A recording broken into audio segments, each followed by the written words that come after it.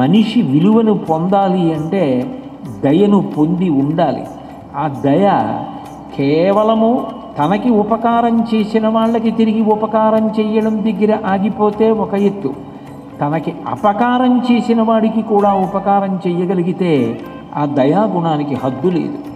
ఉపకారికి ఉపకారము విపరీతము కాదు చేయ వివరింపంగా, అపకారికి ఉపకారము నెపమెన్నక చేయువాడు నెర్పరి సుమతి అంటాడు సుమతీ శతక కర్త.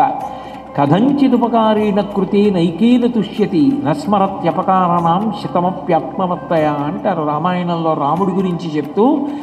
రాముడికి తెలిసో తెలియకో అనుకోకుండా ఒక చిన్న ఉపకారం చేసినా గుర్తుపెట్టుకుని మళ్ళీ మళ్ళీ మళ్ళీ మళ్ళీ ఆ ఉపకారం ఎవరు చేశారో వాళ్ళని పొగుడుతూనే ఉంటాట.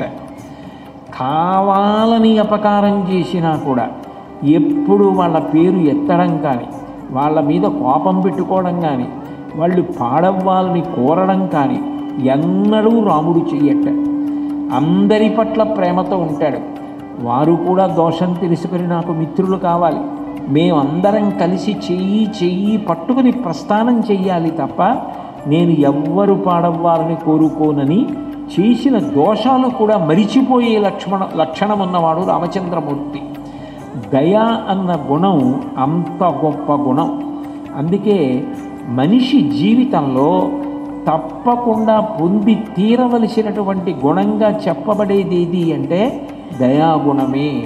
భాగవతంలో ఒక మాట అంటారు, కారే రాజులు రాజ్యముల్ గెలువరే గర్వోన్నతిం పొందరే వారేరి సిరి మూట కట్టుకొని పోవంజాలిరే భూమిపై పేరైనన్ కలదే శిబి ప్రముఖులున్ ప్రీతిన్ యశక్కాములై ఈరే కోర్కెలు వారలం తలపరే ఈ కాలమున్ భార్గవా అంటారు.